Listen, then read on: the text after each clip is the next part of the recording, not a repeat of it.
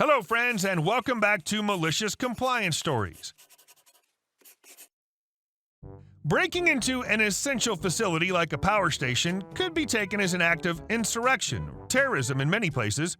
Karen was lucky she just got marched out. But before we begin, don't forget to subscribe to our channel if you're new here and turn on notifications so you don't miss a new video every single day. Here we go. Lady gets into power plant control room and demands to drop the prices for electricity. I'm a shift supervisor at a big power plant. Despite being quite young, 31, I'm also acting manager on the weekends I'm on duty. The plant is situated almost in the middle of a big city near a famous tourist attraction. This comes with its own perks. We get more than our fair share of intruders, eco-terrorists, urbexers, and crazy people in general. A man, for example, once tried to sue us and claimed the electromagnetic waves we send out turn the birds gay and give them diarrhea so they crap on his balcony and car. Just to give you an example of the type of people we have to deal with. This is my encounter with one of them. Karen. Normally, our premises are well protected by fences, security cameras, and some other safety devices. But unfortunately, we had just started the yearly maintenance of our turbines and boilers where they get taken apart, repairs get done, and everything gets cleaned up. This meant that a lot of external companies were coming and going, even on the weekends. The event took place on a Saturday in summer. I was busy coordinating all the deliveries and work that needed to be done, and people were coming and going frequently in the control room, so I did not notice the lady that had suddenly appeared. Neither of my coworkers did for quite a while as they were busy keeping the rest of the plant running. Only a loud, "Hey, excuse me," snapped me out of my concentration. There she was, a Karen in her perfect form.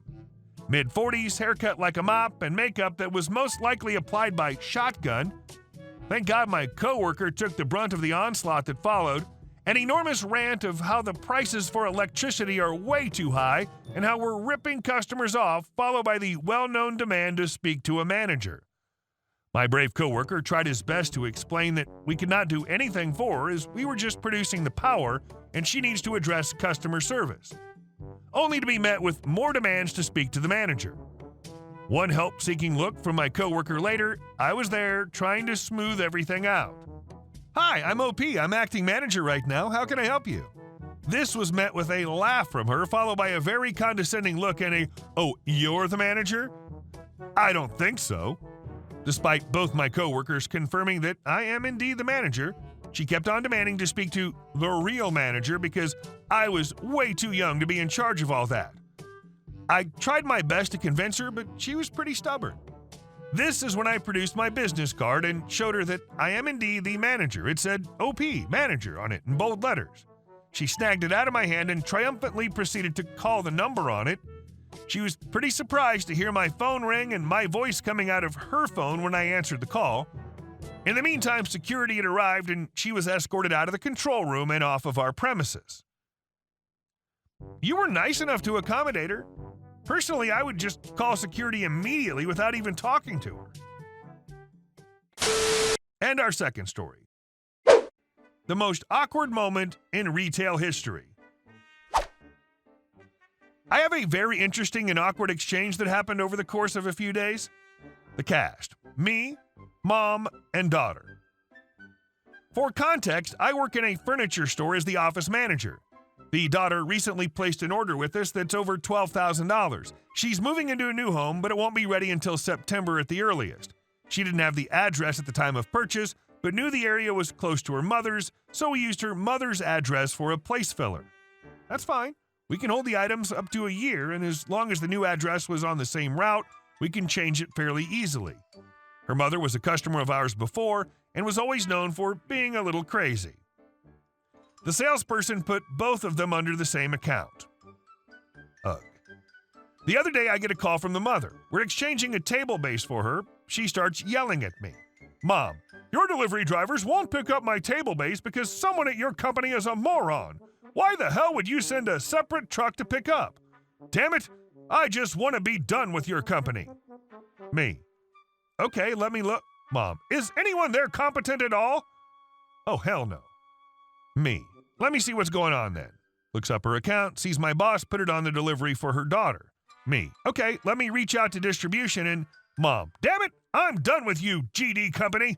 I do not want them here anymore. Proceeds to go on. Me. Ma'am, the longer you keep me on the phone, the longer it's going to take for me to resolve the issue. Mom. And another thing. Why the hell are you delivering my daughter's furniture to my house in June?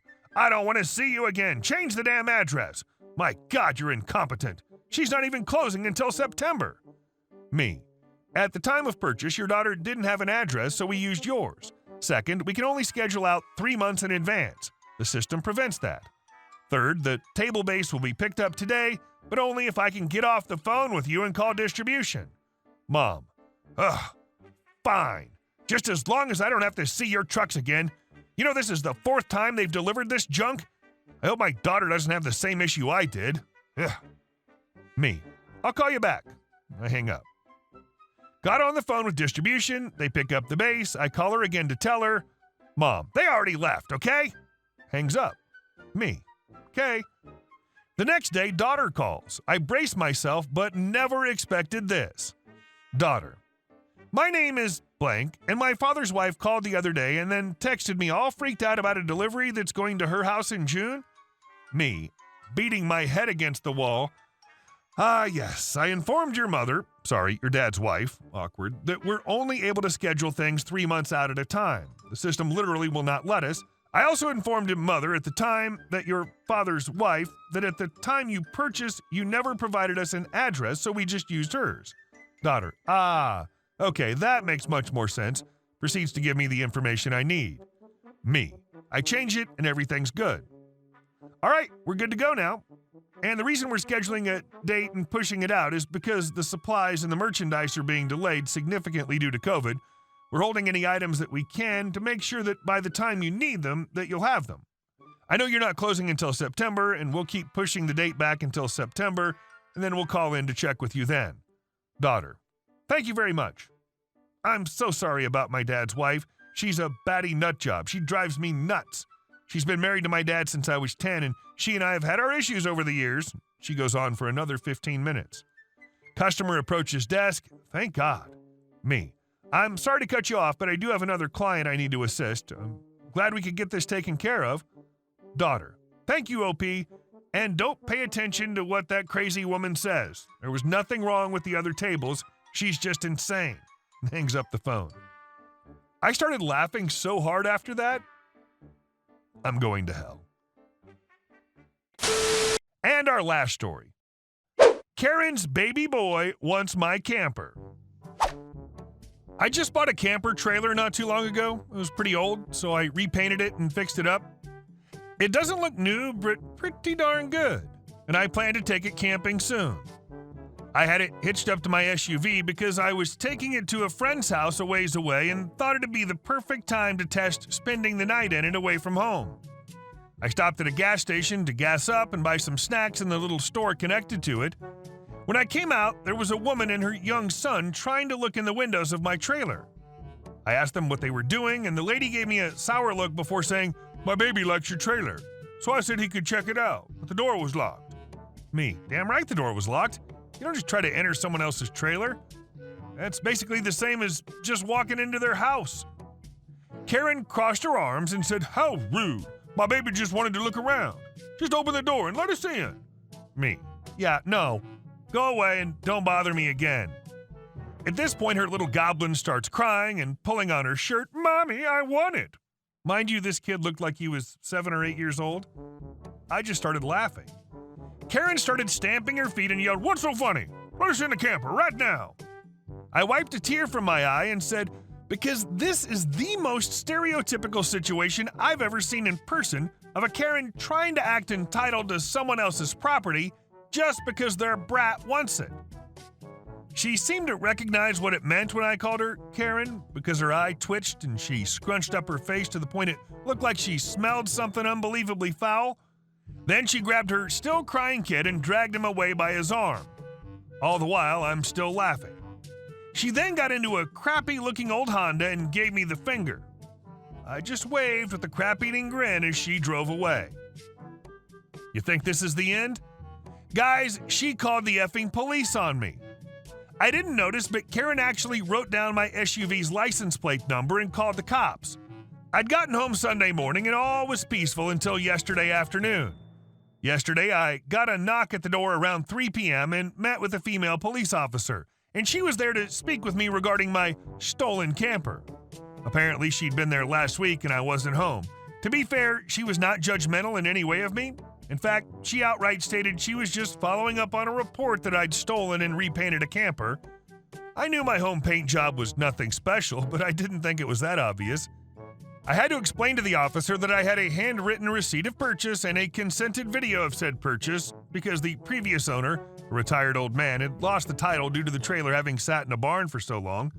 We had to call up said previous owner to confirm this, then he had to meet us at the station. Police went through some DMV records and found that it wasn't his name as the previous owner, so we're all good on that. But I've been told to avoid taking the camper out again until I get the title refiled, which I'm going to attempt to do as soon as I can, provided I can make an appointment at the local DMV. They're booked solid for the next month.